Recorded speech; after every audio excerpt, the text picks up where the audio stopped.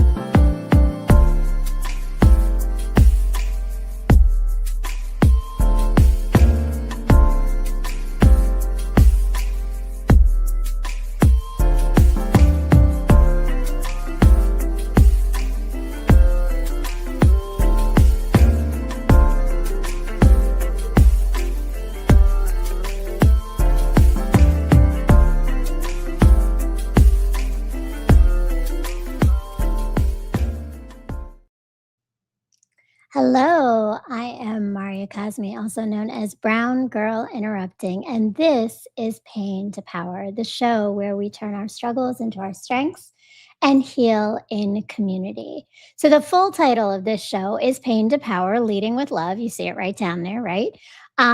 Because leading is such an important part of the healing journey. And my understanding of leadership has changed as my understanding of men has changed.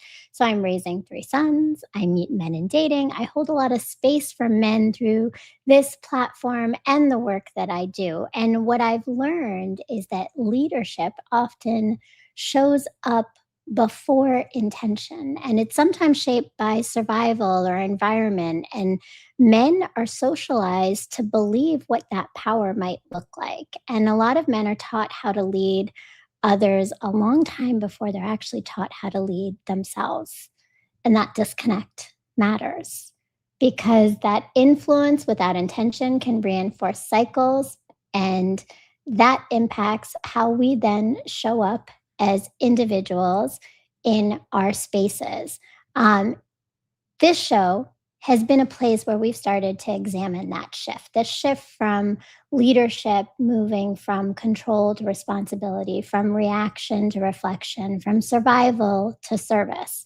And tonight's conversation is about this evolution, the humanity behind leadership, and what becomes possible when a man is given the space to redefine power on his own terms. So my guest is someone that people may think they already know, and you may know some fragments of his story, but you may not know all of it. And today, that's what we're going to be getting into. So in a few moments, I'm going to be bringing Wink Loc on. But before I do, I want to introduce the trailer for his upcoming autobiography and documentary, Locomotive. A lot of the things that people know, they only know the surface of it. I was on a swim team. I like playing tennis. I like reading books. I had to shed all of that because it didn't attract the attention that I needed from my mother. I was 15, 16. Bloodsville across the street, and they had bats. And we was on one side of the street, and I was literally sitting on the bike. Like, just sitting on the bike, like, nobody ain't gonna do nothing? So I'm like, man, all right, man, give me my gun back. And I just started shooting at him. He was standing there, my best friend, with no gun in his hand, doing the same motion. Bah, bah, bah, bah, bah, bah, bah, bah, bah, bah. He did not leave. Everybody else ran and scattered. But I didn't even know where I was going because I haven't never been that far from my block. All I did was just get off the bike and I sat right there on the corner, like on the curb. I'm here to be the younger version of Wink when he was in the streets. Feeling trapped, I can't let it go. Mind racing, I just can't ignore. 12 gauge to before that, that was Reggie. Oh, he played basketball. He ain't nobody. But when I was Wink, everybody.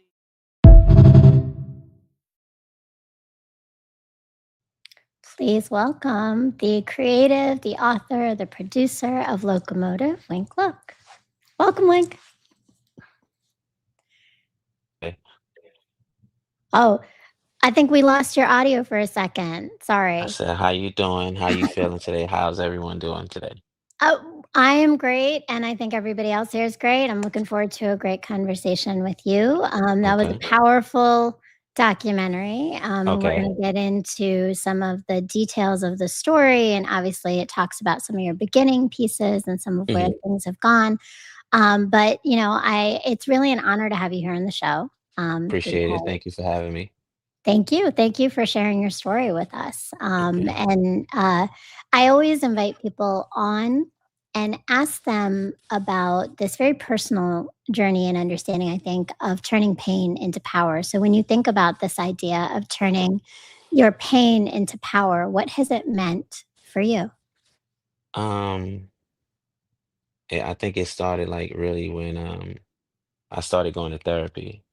Um, Starting to understand myself a little bit more and not just sitting in that funk, holding all that trauma from a child, all that trauma that it started to fester as an adult. I didn't think that my childhood trauma that I didn't have a grip on would kind of affect me as an adult. As it affected me as an adult, it either I can change and use what I've learned to make a better decisions or be a better man, or I can just sit in it and be the same person I was before. Mm. Thanks. No, I appreciate that because the therapy clearly is helping you to see a new perspective, right? Like that All right. idea. And I think we talk about this a lot on the show, but the idea is healing is a choice, right? It's a choice, yeah. By far, it's a choice. You get to choose to see if that's what you want to do. But if it's not taught, if you don't know about it or the stigmas that you hear about it, black and brown people, we kind of shy away from therapy. It's Yeah. not healthy to share what you got going on for somebody to actually, because you get the notion of somebody just sitting there and you laying on the couch and you telling them and they just giving you advice, but that's not the basics of therapy or what you actually learn from it. So it's a journey. It's a journey. It's a journey. It's a journey. And I mean, and it sounds like even just getting over to the place of doing that, taking the decision to go to therapy. Hmm. If you don't get that lesson, if that's not what the environment is, and I think, we opened up talking about this idea of socialization and this idea of even socialization of like who goes to therapy and what's it for, right? Like that can impact whether or not we even make that decision, right? Hmm. Correct. Well, my journey for therapy was um it started when it was when I was going through a rough patch in my marriage, and I didn't have an answer. I kept infidelity was just very strong in my marriage, and I kept doing the same thing and expecting a different result. That different result didn't happen. Um, so I didn't have anybody that I could really talk to or confide into. I didn't have a strong counsel of men that I can go to that were actually married or had any type of structure in a relationship where they can tell me how to navigate. And the only thing I did do was I end up checking myself in an inpatient therapy in Hmm. an inpatient facility. So I think that was my breaking point. But it also sounds like a point where you started to gain something too, right? So by breaking, you also are moving forward in some ways. And I want to talk more about that because I think that there's so much to your story that's led you to that, right? So you talk about your marriage, but before Mhm. that, there's a lot of other pieces in your story. And I'm just going to take us back a little bit, if you don't Okay. mind, Of right? course.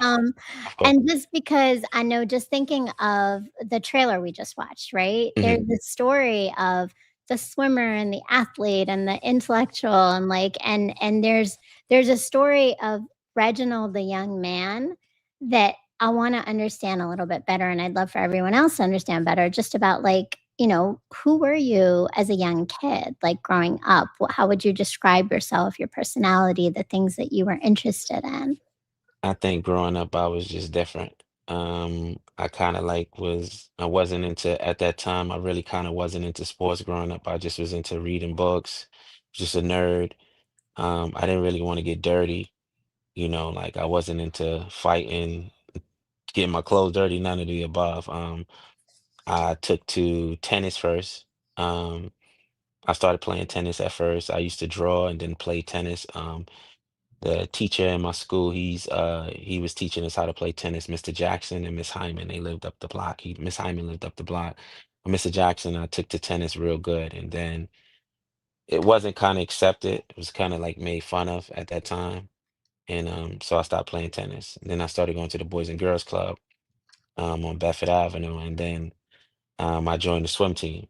And from there, I was really good at that as well, but it kind of didn't fit in either. So everything else I just didn't really have, as far as I Mm. wasn't football, like that wasn't for me. It was a little bit too rough at that. Baseball, I wasn't with it. I tried basketball. I was good at that, but it was kind of like, all right, whatever. It So were fit you there. so were you like kind of looking through these different activities and things like one things you liked and things you were better at, but a sense of belonging to something to connect with people or with Like, yourself? yeah, just like to connect with the things of my people, like my friends that I grew up with, because everybody in my building kind of like they had their own thing. Like when they was doing skateboarding, I didn't really go outside. That wasn't my thing. Mm, I wasn't really into the skateboarding like they tried that, or when they would interact, I just didn't fit in. I felt I didn't fit in. At that time, I felt I didn't fit in. I felt like everything was just solely focused on just being outside. I didn't really like being outside. I stayed in the house. I played video games. Everything just felt like a lot to me that I just didn't fit in at that time. When I mm. look back at it, I should have just kind of stayed to the core of things like that. Stay to the say that again? Core, like I should have just stuck to myself, just but comfortable to be myself. I wasn't comfortable being myself. Mm. Do you think you've learned more about who yourself is over these last few years? I think going back to like you going to therapy and like other pieces, like are you learning more about who that self is? Yeah. Um, I've started to learn, embrace it more, but then you start to break down these walls and ask yourself, what took you so long? But like my Mm. therapist says, it wasn't my time at the time. That wasn't I had to go through this to experience that, to Yeah. actually figure out who I was and what I had going on. Well, and I honestly like thinking about like giving yourself grace is very few people know. Like it's not easy to know who we are. I think that there's so many messages and you talk about those, right? Like there's messages of what you're told to be versus what you want to be. Or Hmm. and so you get lost in like, so who am I? If this Hmm. is what everybody's telling me to be, if this is what like the kids are doing my age, this is what my parents want me to be, but it's not who I am, where do I fit, right? Like that's real. That's real stuff. And for you, to your point, right? Like I should have stuck to my core. Obviously, stuff happened and you ended up making some different decisions and you shifted, right? Like your life shifted quite a bit. And Fast. Reginald the boy became Wink Loc, right? So Correct. what happened there? Tell us a little bit about that background so that everybody knows your story a little bit more. Well, as far as how I shifted to that, I was always yearning for attention from my mom. Like that was just I was just always looking for attention and I just couldn't get the attention. You know, um, like my mom was a great woman. She had the tools. She just only gave me what she was able to give me. At the time, I didn't understand that. As I go to there, I figure out she only could give what she was given. So what she gave me, I just felt at that time it wasn't enough. Like I had two brothers and a sister, and my other brother, he got the attention and he was already in the streets. So me, when I kind of gravitated to the streets, I just took it like head on. It wasn't for me, but I just took it head on. Once I put my mind to it, it just felt natural. So everything that I did was kind of based on that, like for attention. I just I was always Wink, like that's what my family called me from since I was a kid. Like my grandmother named me that from when I was 1 years old from a movie called Hollywood Shuffle, Winky Dinky Dog. And as I grew up, my name just kind of just started getting broken into pieces. But I've always been that. But to get into Wink Loc, it was just a whole different person. I became a whole different person. And do you feel like that's when you felt like you were fitting in? I felt like I was fitting in, but I felt like I was somebody that as I look back at it, I was somebody that wasn't who I was. Like Mm. I became vicious. I didn't empathize. I didn't have empathy. I just was all about. I was just all about my gang. I was all about my set. I was all about just making sure that my name like surpassed everybody else's name. It just made I just Mm, had to make sure that my name was that at its peak. Like if someone's name was here, I just had to make sure mine was over there, no matter what it took or no matter what it did, long as it aligned with the street rules, the principles of the street, the morals of the street. I stuck to those. mm. Um, and I mean, with that though, it sounds like you also like people saw you. They saw you as a leader, right? Like you climbed and that's what people were taking in. And the title of the show is From Influence to Impact. So when you think about this idea of like influence, Hmm. when did you realize you had that power of influence over people in this gang life that you were in? I didn't even realize it at first because like it was like when you're thrust to be a leader, when you're put in this position and you've never led. I didn't know how to be a leader. I kind of still participated in everything that everybody did. I was still young. So sometimes there was people that was older than me that I was supposed to be leading, but how? Like what could I Mm, tell them to do? I didn't know what to tell them to do. I just like that was my joy. Like everybody has their own high. Their people highs was maybe smoking weed or getting drunk. My high was gangbanging.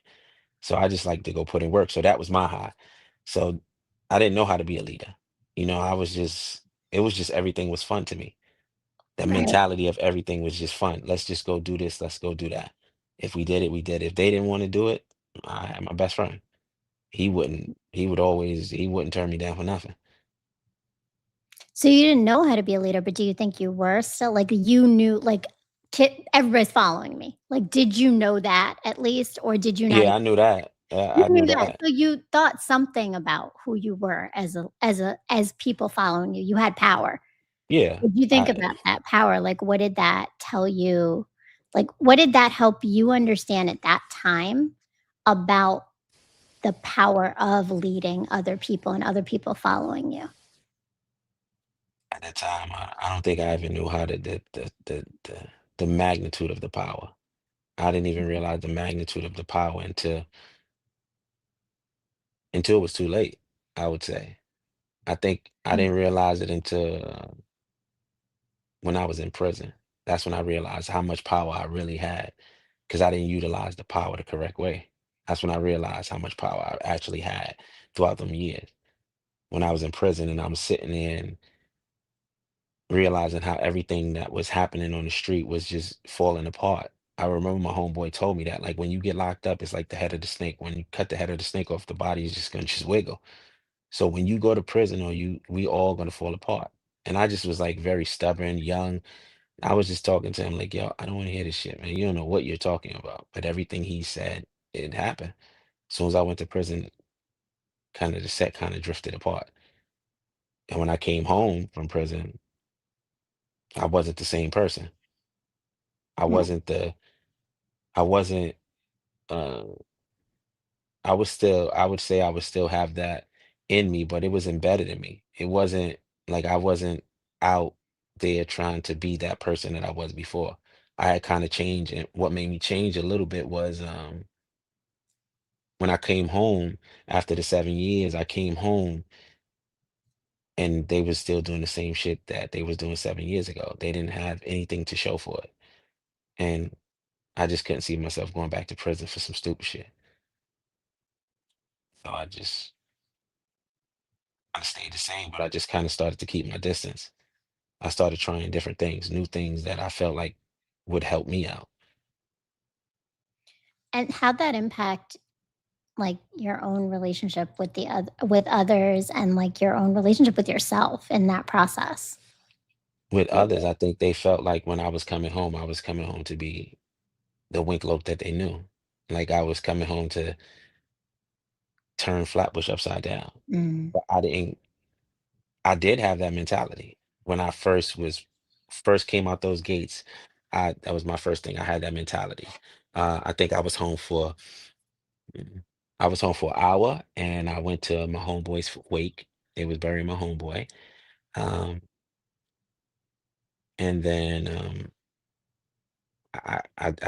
I had that mentality, but I think when I fell asleep that night, my first night home and woke up, and then I seen everybody coming around, I already kind of felt like This is just not it for me. I didn't have anything to show for it.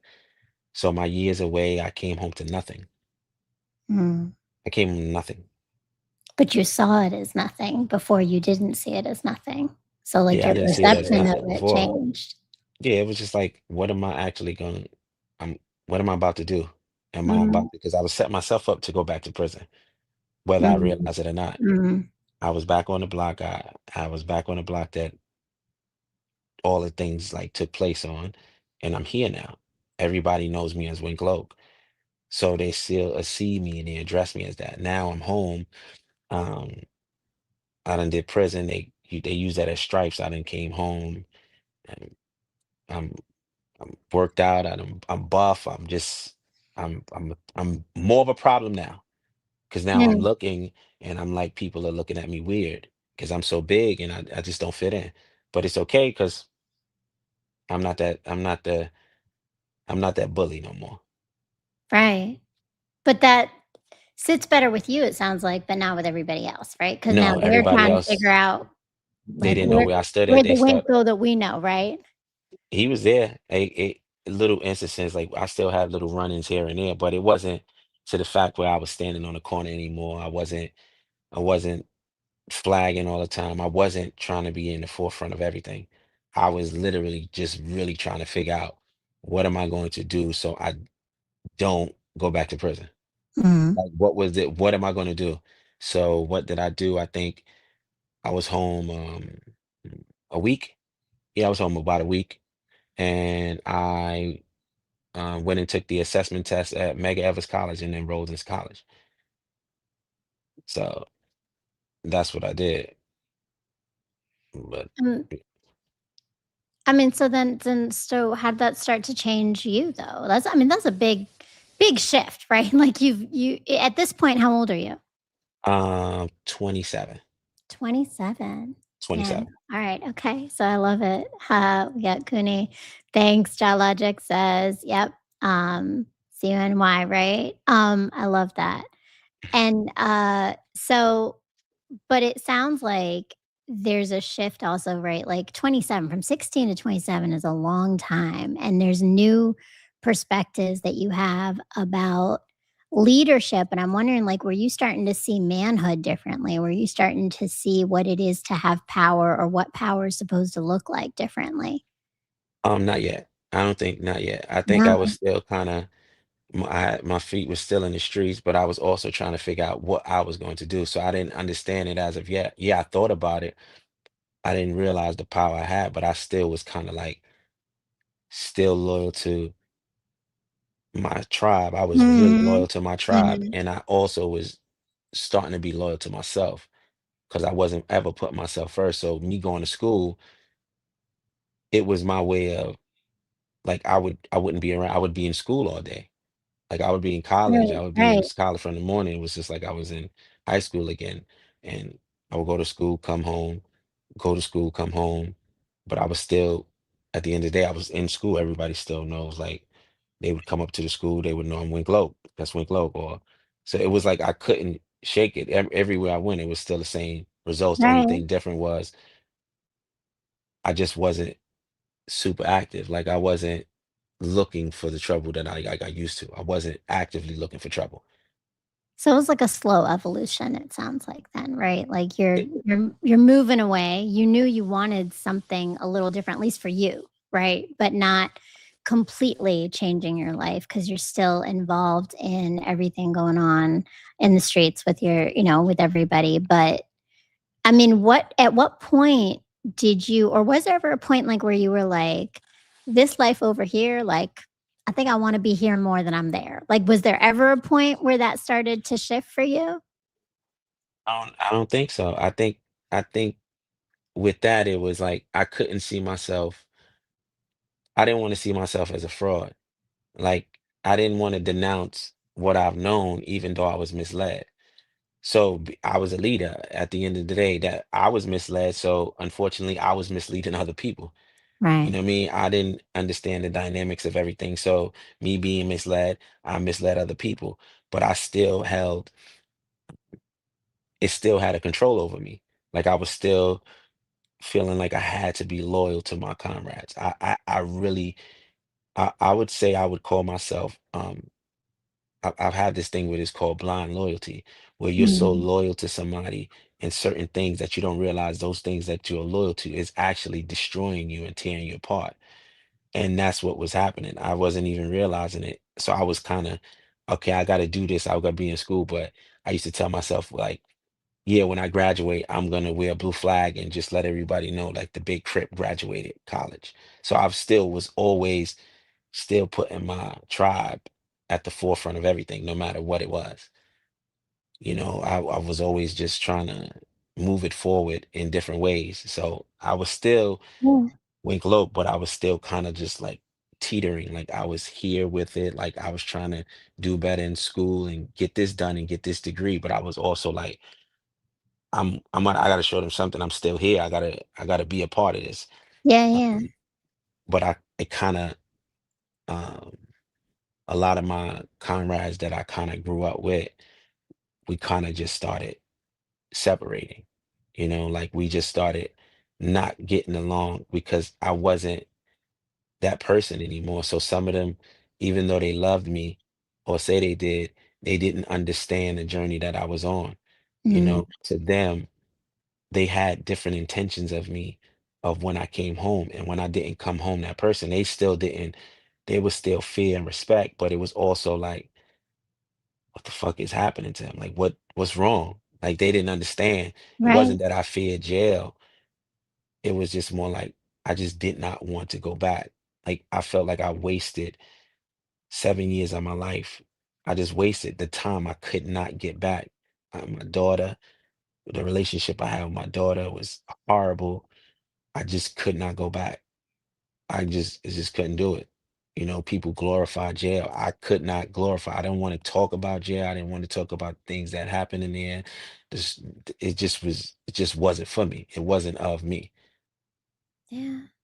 I mean, but that's huge decisions that it sounds like weren't easy to make, right? Like if the whole environment around you is saying something different and then you're pushing against that. So you're still pushing against something that's around you. Which I mean that's a big thing because even with loyalty, you're still trying to fix your own life, right? Like you recognize the losses, you recognize the things that you missed out on.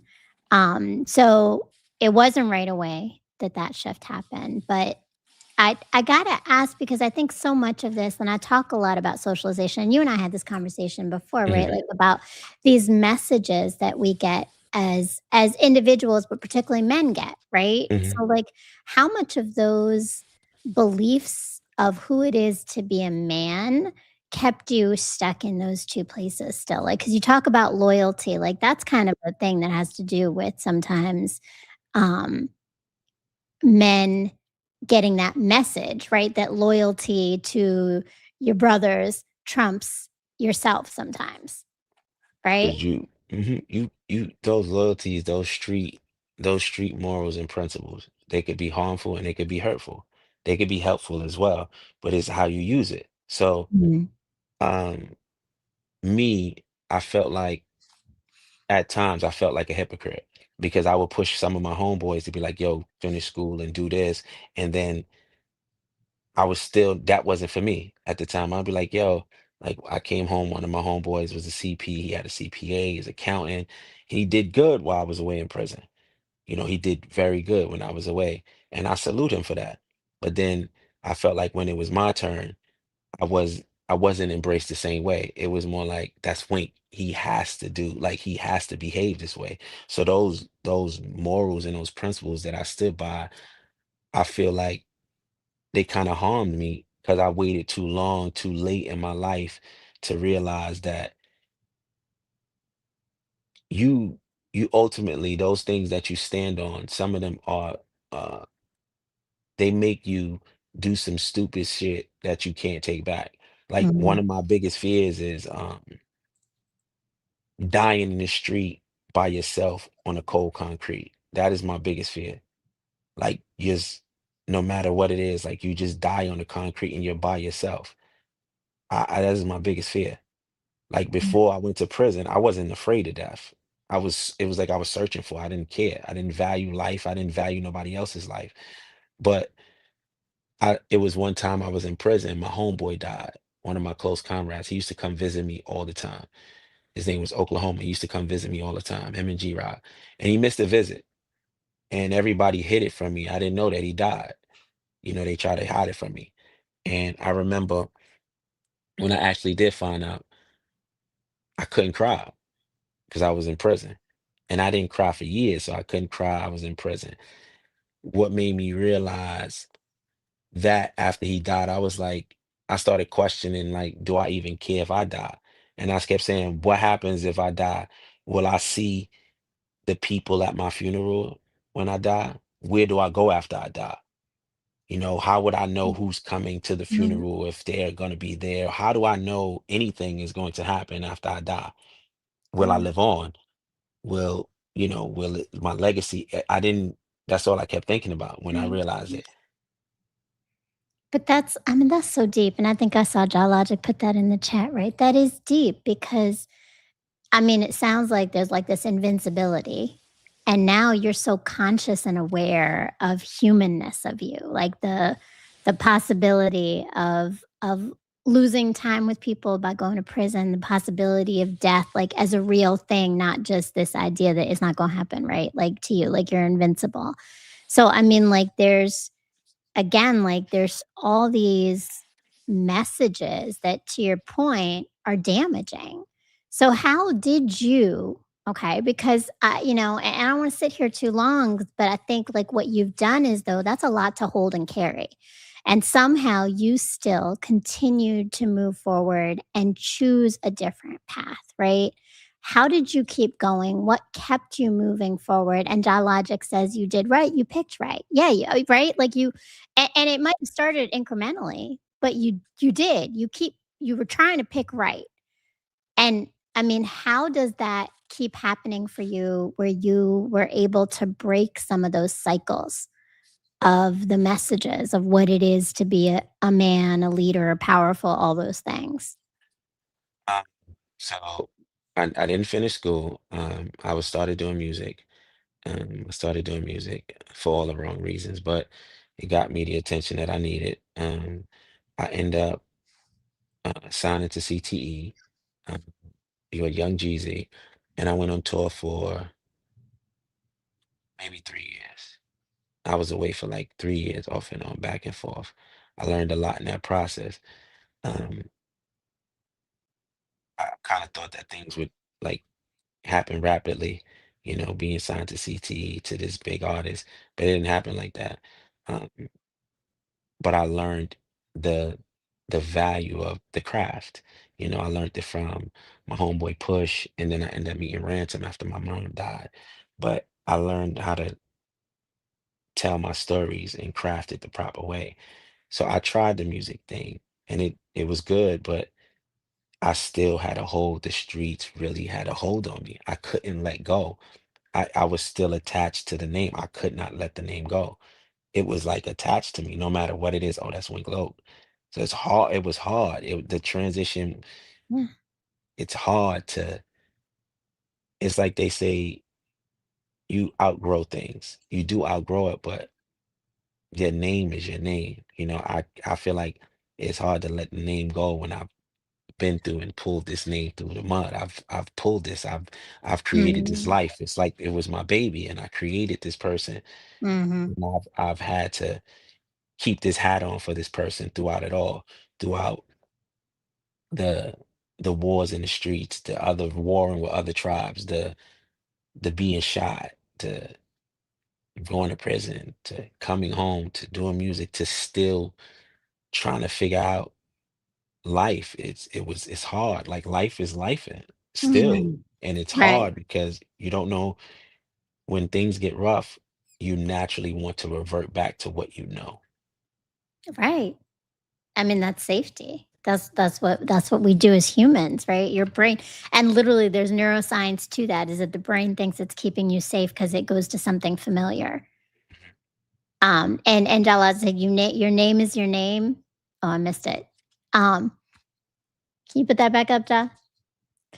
Um, so I mean, but and that's it, right? Like your name is your name, and but it's also that's your story, right? So you have Mhm. had a story of who Wink Loc is, and it sounds like, I mean, obviously it's very hard, right? Because it's beyond just your boys. It's like this is the legacy Yeah. that you have that you're holding on to, and there's a part of you that wants to hold on to it. You're saying, right? So like, I didn't even want to tell my story. Like I remember me and Victorious got real close, and he was always trying to push the documentary to me because we were kind of working on the book, and I was just like, I wasn't ready for it.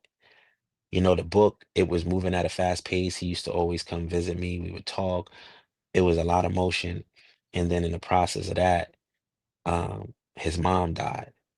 And when his mom died, I know that feeling because my mom died. So I kind mm, of like eased up off of him a little bit, and we kind of got a distance, because that pain, I understand that pain when you lose your mom. Like it's nothing that it's hard to yeah. explain it. When you lose your mom, it's like it's a hard thing to come from. I'm still feeling that pain in this over 10 years. It still feels fresh. So the book had came to a halt, and the documentary, I always didn't want to tell my story. I just wanted to just keep it to myself from everything that went on. I just wanted to keep it to myself, but things kind of changed. Things changed.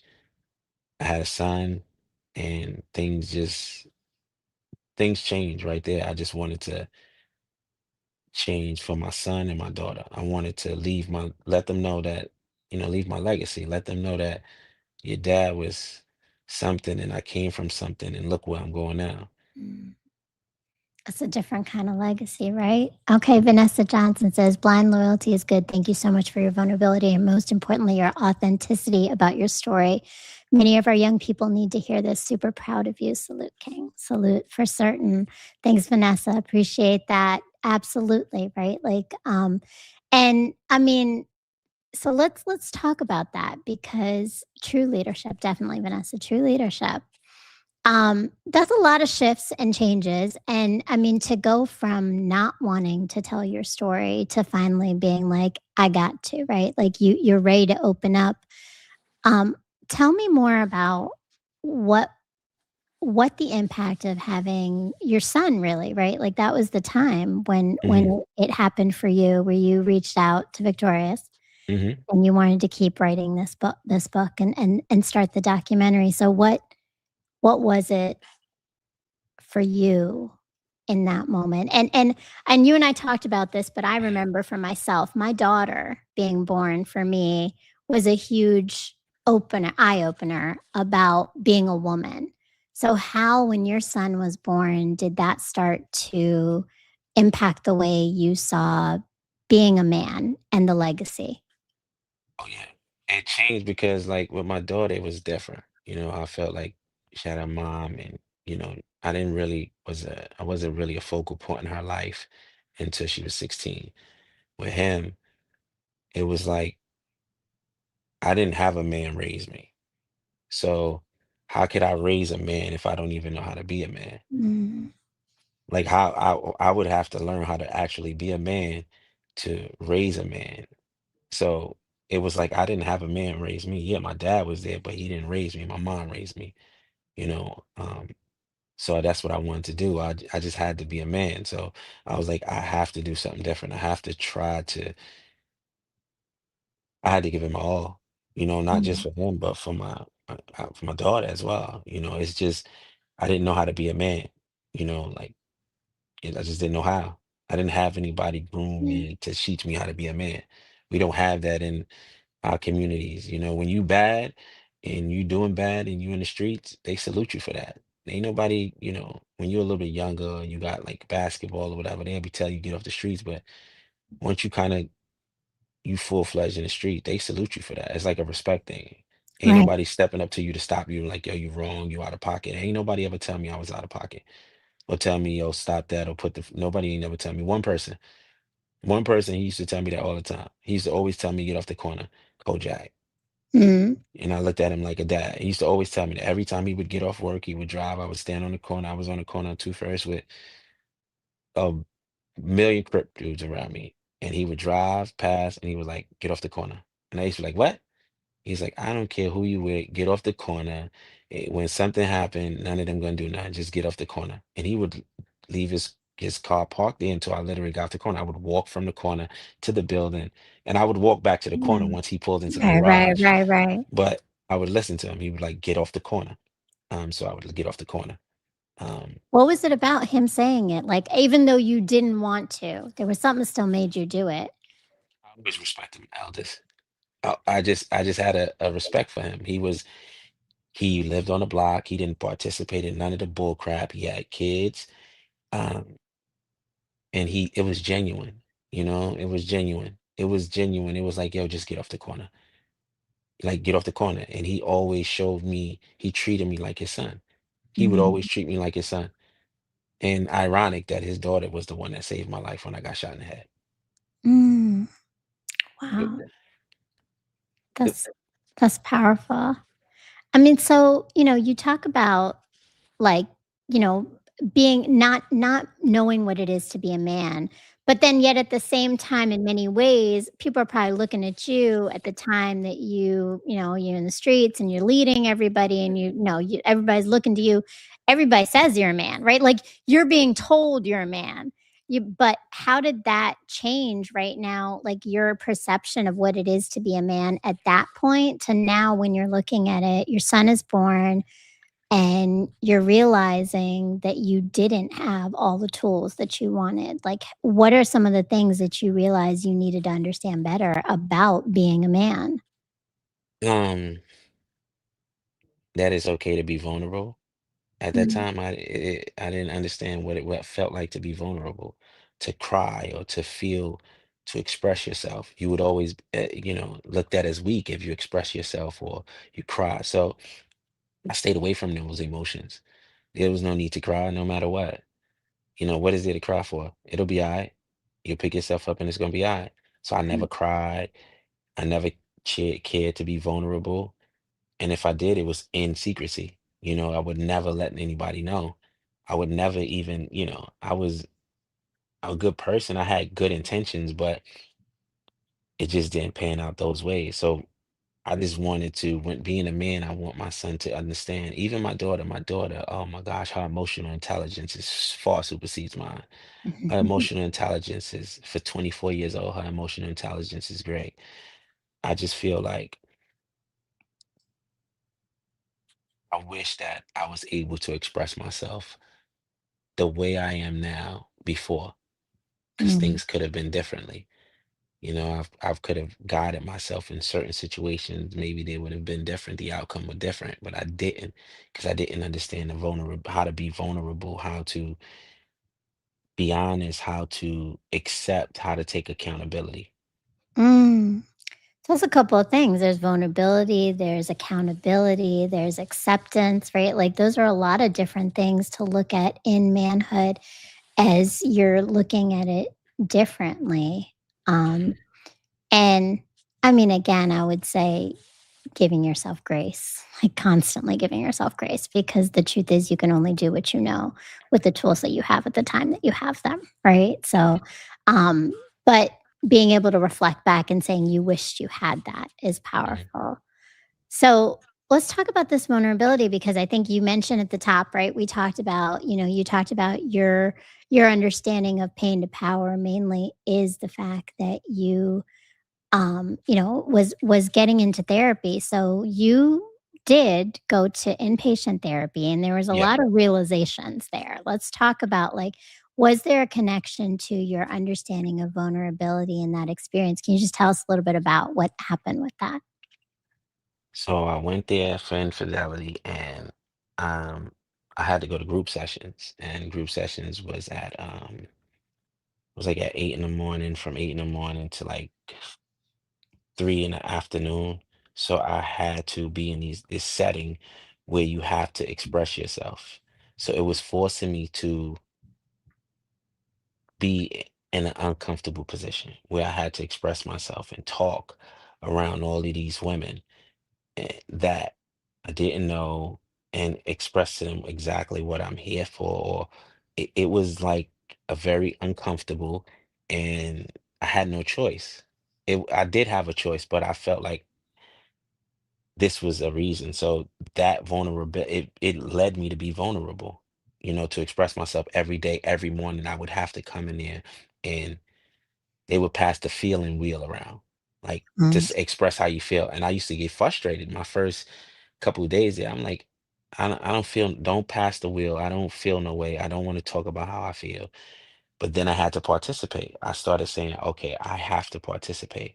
In the beginning, I was going to use it as uh, like, okay, I'm going to use this as a stepping stool. I'm gonna manipulate this whole therapy thing, and I got this under my belt. But then I started taking it seriously. Like I started taking it where it started getting to me. Like it was like there's these tools that I'm learning, like I'm starting to implement them. Like they had us doing yoga and sound bowls and stuff that I Mm. normally wouldn't do. No one was in there calling me Wink, not a soul addressed me as Wink, not a soul. Um, and it just felt fresh. It felt good. And I felt like even though I didn't really mingle with nobody outside of like in group, I spoke to everybody.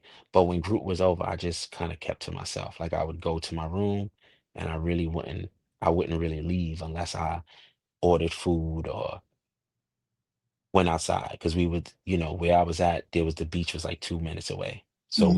we were allowed to we could do whatever we wanted to do, but I really wouldn't mingle. I would go to the beach, I would walk for a few hours here and there, and then come back, take a shower, and get in the bed. I really wouldn't talk to nobody inside the facility. But when it was time for group, I would talk to people. But once it was over, group was over, I was like, all right, I would detach fast. Mm. I didn't want to be associated with them. I felt like you guys are in here for different things. That's how I felt in the beginning until I realized that we kind of all connected some way, somehow. I'm like, you're in here probably for drugs. You're in here for this. You're in here for that. I'm in here for infidelity. It's not the same. But the reality of it was the same pain. It was the same thing that Mm. everybody was doing. So whether I was the one hooked on drugs and put in that position, it kind of equaled the same thing because our stories kind of interconnected with each other. Mm. Did that help to allow you to be more vulnerable in hearing similar stories of pain, even if they were different things that people's like were there for? Yeah. Because then you start seeing you start your empathy, you start empathizing and sympathizing with people's story to be like, damn, that's messed up. Mm. It's like, yeah, that's messed up. And you start to connect with people. So even though I detached myself, I started to attach myself. Like now we would like on when we didn't have therapies, like when it was just Sundays, we would all go to the beach and sit there and just be there. Whether we would kind of talk to each other or not, we were there together. So it was like I Mhm. was starting to build these relationships with them, and it was cool. They kind of got me through that because there was Mhm. numerous days I just wanted because you can get up and go if you want to leave. It was days that I just wanted to leave, and I just didn't leave. I didn't leave. I wanted to Mm. though. Days I'm like, I can't do this. This is not it. I remember I called my best friend. I'm like, and I told him where I was at because no one knew that I had checked myself in except my daughter, and that was it. And then I told him, and he was like, "You could leave." I was like, "Yeah." He's like, "Well, then we leaving." I was like, Yeah. "Nah, I'm not leaving." He was like, "We're leaving. Like, let's go." I was like, "Nah, I'm not leaving." He's like, "So what do you want to do? Come on, let's go get something to eat." Went to get something to eat. He stayed with me for a little while. We ate, and he left me there. He was like, "If you need something, just call me. I'll come." So, and I never even told nobody that I went there until maybe once it was done. I was like, I checked myself in, and people were like, "You're not crazy." I'm like, "Yeah, I kind of am." To expect a different result for the same thing. I am. It's insanity. It's actually insanity. Mm. So let's talk about this different result, because a lot of the things you talked about, right? You went there for infidelity, but there's a connection between some of these messages of manhood, the lack of vulnerability, of lack of accountability, the acceptance piece. Like, did that lead into relationships with women? Like, what you learned about manhood, how did that impact your relationships with women? I think it affected me first. I think it started with my mom. Me yearning for her attention so much, the feeling of abandonment. So I'm always attaching myself to people, especially the women, and not nurturing it the right way. I'm feeling like I need to be attached to someone that is no good for me. What So is potentially describe I'm hard. attachment to me? What does that mean for you when you say you need to be attached to someone? Like you're in one relationship with someone else, you're in another relationship with somebody else. You just can't. You don't know. I've never been by myself. Hmm. I've never been by myself. I've always been like, if I had one thing going on and that didn't happen, I was always ready for something else. But while you're in these relationships, though, you're saying that it wasn't like you were authentically fully in them, though, right? You got all these No, different women. How do you show up? How do you think a lot of this other parts of your story impact how you showed up? bits and pieces. It's just like when somebody knows you give you give what you can. You don't give them all. So you're Mm, giving breadcrumbs. You're giving bits and pieces. You're never giving your soul, your whole self to somebody to actually nurture with you or to build with you. You're only giving crumbs, and people think that's a lot. And in reality, when you look back at it, I didn't give you nothing. It makes you it's hurtful. mhm. Know that you've hurt people and stuff like that. It's hurtful. Because you can't, even though you're on this journey of healing, when you realize how much people that you've damaged along the journey, along your life, you want to apologize. Everybody is not accepting of that. So now, like now you start to beat yourself up again. Like, damn, why? Like, you could be. It's a catch 22. He's like, yo, I know I did wrong. I'm apologizing. They should accept my apology. But a part of it is like, they ain't got to accept it. You got to forgive Mhm. yourself. You Right. got to forgive yourself. And when you forgive yourself, whether they accept it or not, you don't have to prove that you've changed for them. This is about Yeah. you. And I've never put me first. I was always everybody else that I've put first. I've never took a moment to say, yo, it's about you and this is what it is. So is not putting you first also part of related to you not wanting to share your story? Yeah, of course. I'd rather let somebody else tell my story. Whether it's the truth or not, I was fine with it. It didn't really bother me because I knew the truth. So whether they told the story of how it happened or what took place, it didn't really bother me at the time. I was like, I would hear stories. I would see different things. I had numerous people reach out to me and ask, and I would be like, no. I would tell them, yeah, I'll do it, knowing deep down inside I wasn't doing it. I wasn't saying nothing. So I didn't really care how they put it together. You can put all the pieces together to the puzzle, but it's not going to give you what you're looking for. Right. The locomotive's different for you. Tell me how. Locomotive, that's me. I got that name from Mandalay. My homeboy named me that.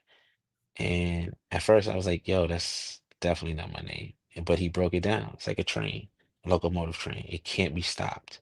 Mm. At its highest speed, did anything that gets in the way, it's going to run over. And that's how I feel. There's nothing, whatever I go through in my life, there's nothing that is going to stop me from getting to where I need to get. There's nothing, no one, anything. So that moniker, I stand by. I stand by that.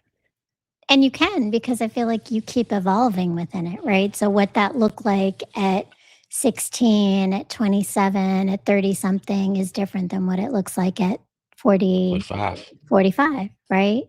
So you're still locomotive, but you've evolved into different aspects of what that is. Yeah, I've added so much, all the baggage that I felt like I was carrying with me that was unnecessary. It's not at the front of the train anymore. It's not there. Mm. Mm. It's not there anymore. It's kind of all the It way is, in the back of the trains. right, right, right. Some of the cars that done already fell off.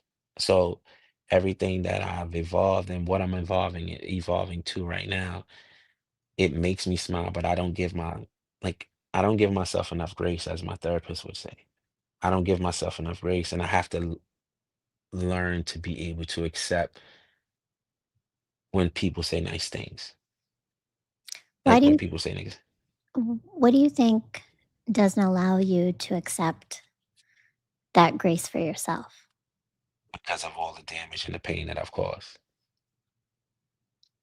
sometimes giving yourself grace is like, yeah, I changed, but look at all the damage I've done.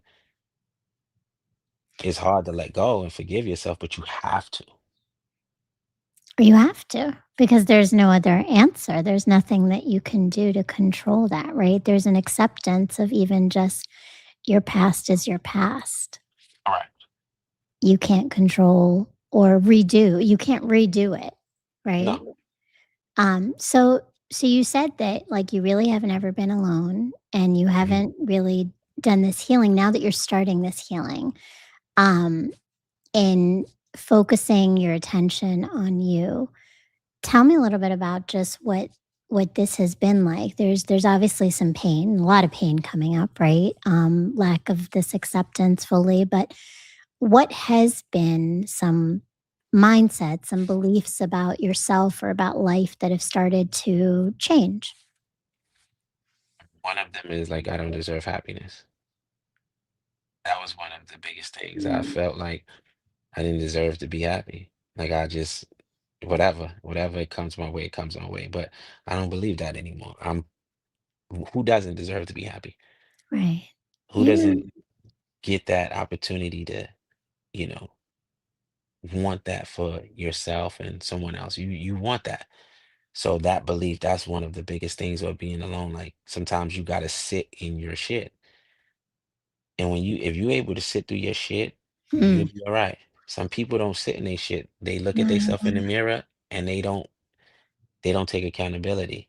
They just look in the mirror and just it's always you, this person this person that, this. What about what you did? What about you did? So sometimes the accountability it hurts because you taking accountability, sometimes you really want to be like, man, fuck that shit. I don't want to take no accountability. But deep down inside, you know this is the right thing to do. This Mm. goes back to being a man. How could you be a leader? How could you be a leader if you don't know how to lead? It took a while for me to understand that. How can you be a leader if you've never been a follower? You don't wake up a leader. You have to follow in order to lead. You got to see where the mistakes in that person that you were following so you can make better decisions. So all the people that I have led throughout the years, me being who I have been and still who I have been, I look back and see what impact have I done to them. Some people have died. Some people are in prison. I take accountability for that, even if it's not my fault because I am the leader. Right. I got to live with that. Have there been impacts though since you've understood these things about yourself and about life where you have reversed any of this leadership with any of the guys and any of the people in your life? Can you repeat that? Say that again. Yeah, like are there people though that you've been able to in this space that you're in actually impact positively and lead? Do you ever Yeah, reflect on that? Like who are those people? I used to like I used to work for I used to work for this nonprofit organization. It was called GMAC. It was on Utica in church. I used to work with like troubled teens and gang members and stuff like that. I used to go to the prisons. I used to really be head on with the kids. You know what I mean? Mhm. I just had a different approach with them. I wasn't telling them, I wasn't going in there and misleading them and saying, yo, get out of gang. I'm not in the gang. And they see me later and they see, yo, what's up, big homie? No, I was just telling them like there's other things to do while being in here. This ain't the only thing you have to do. Like you don't always have to just go put in pain or go do this. There's other ways that you can impact and build this up. But some people wouldn't understand that. They wouldn't the message that I was given, some people didn't understand. Like how you helping them if you still in the game? Easy, because who do you think they rather listen to? Me that's still in it and I'm telling them how I'm surviving, or you that you're not in it? What are you gonna tell them? You're a has-been. You a has-been. I'm still here. I'm impacting them. I'm Mhm. trying to just give them other options, because you can't tell somebody not to do something. You have to actually lead them to show them that. And it's hard to do that from the outside. You have to do that from within. Do you see an impact with it then? Yeah, you have to. By you being in it, I would rather me. I wish I had somebody to tell me, yo, this is the consequences of this. I didn't have Mm. anybody to tell me, yo, this is the consequences of that. Everybody was kind of the tribes in New York, it was all fresh to people. So this freshness of it, it was like you get a new pair of sneakers. You're gonna your new pair of sneakers, it looks so good, it looks so good until they start to get dirty. And you're like, I don't need these, I need another new pair. That's how it was when the tribes in New York kind of started. It was fresh to everybody. So everybody was just so excited to be a part of it. But when you see death and prison, this, you realize like, oh my gosh, like you don't, it's happening so fast, you don't even realize how much is impacting you because it's happening so fast. These shooting, Mhm. Mhm. you go from not being in this gang to now it's heightened. Like you're everywhere with them. You're parties, you're fighting, you're shootings, there's stabbings, there's everything locked up, there's guns, everything is happening, but it's happening at a rapid rate. It seems like it feel like it's slow, but it's happening at a rapid rate, and you don't have a moment to grab or grip because you can't turn left because they with it. You can't turn right because they with it. So it's like you just got to go along for the ride. As you going along for this ride, you don't realize the consequences of this ride. You don't realize it. Mm. You're Some constantly people in realize too. survival. You always is that's to me, that's how I was raised. That's why I said I don't understand. I didn't understand how to love anyone because all I knew how to do was survive. Mm. I wasn't built. I wasn't raised off love. I was really raised off of survival. So it's easy for me to just go from here to here to here to here to here because I know how to survive. I know how to survive. I'll figure it Yeah. out. So it's not love. Now when you realize if you love yourself, of course you could love someone else. But if you was raised off survival, that's what's gonna kick in more than anything. Right. I mean, that's your default, Yeah. right? That's comfort, that's safety, that's what your brain knows, that's what your body knows is survival. Mhm. So have you started to move out of a space for yourself when you think about that? Like, are you still as much in survival mode, or do you feel like you've been able to find ways to not constantly be in that space? Not, I don't think I'm in survival mode anymore. I think it's shedding that is the hard part because when you're in survival mode, you don't even love yourself. Mm. You don't love yourself. You're just figuring out a way to get over. You're Damn, figuring out that's a way to survive. I didn't love myself. No matter how much, and there was times I yeah. couldn't even tell the people that I love them. I would tell them through a text message or I felt like through gestures, but to say it verbally, it was hard for me. Because I felt like when I was younger, every time that I said that to my mom, it was the reaction of what did you do? Like I did something bad. So me saying I love you is I had to have done something bad. So Wow. it's those things that you learn as a child that you Yeah. don't realize that affect you as an adult. Those things that affect you as an adult, they'll really break you. It's hard to tell. Like there was a point I couldn't tell my comrades, my brothers, that I love them. I would have to speak to them in our coded ways. Yo, bro, I got love for you, or I got heart to heart, or soul to soul. But the reality, I love you. Like I love you. Like I love you. You're my brother. Like I love you. Like we've been through some stuff, and I love you. Like when I speak to my comrades that I'm really speak to on a daily basis, I don't speak to them about things of the past. The first thing I ask about is, yo, how are the kids doing? That's Mm. number one. If you call me and you can't ask me how my kids are doing, then we don't need to be on the phone. Mm. Well, and there's a difference between just saying I love you and authentically feeling it and showing it, right? Like there's right that I think a lot of people might say it. Not so much men, right? And not so much men in your life, but I think that it's everything that comes with it. Kind of like your example that you were talking about, the older man who made sure you were off the block, right? Like that Mhm. That that was his kind of gesture of, love. That yeah, was love.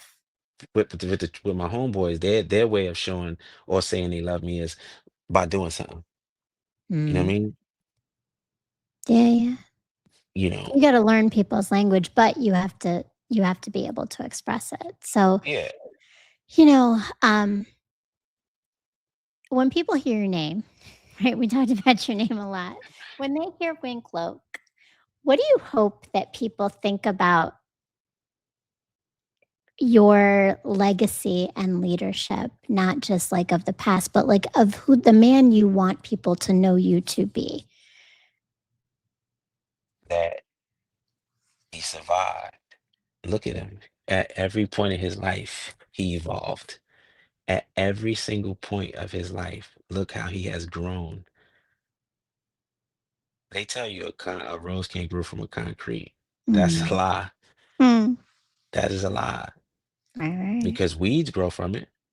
Mm. So if you Rose. water it and nurture it the proper way, it'll grow. It'll grow. Mm. It'll grow.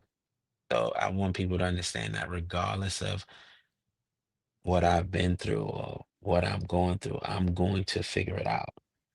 I'm never going to give up. That's just not who I am. That's that's just not who I am. I don't believe in quitting, but there's times that it is get rough for you. It's times that you sit back and you ask yourself why. Mm. Not like you doubt yourself, but you ask yourself like, why am I going through Mm. this? Why do I have to experience this? You know, Yeah. Yeah. Absolutely, right? And I think those are the things that you keep working through as you heal, right? Vanessa says you did a great job leading Wink. You did not only impact the young people, but the staff you led as well. Through your pain, you still projected purpose. That's something strong and important to take away for certain. Thank you, Vanessa, for putting that in the chat. Kevin if you says, weren't do you there. feel your past is still holding you back? Thank you, Kevin, for joining us today. I don't think my past is holding me back. I think my past is propelling me forward. Mm, I like I that think it narrative. propels me forward because without my past, there's no story. It all came into fruition. I love that. Vanessa says, you sometimes may not see the seeds you plant or get flowers, but I'm here to give you your flowers. That's for certain. And I would say, Wink, I'm sure there's a lot of seeds that you've planted that you don't know. I would say just in the small conversation we had before this show, right? There are things Hmm. you said to me that I've reflected on since, right? Hmm.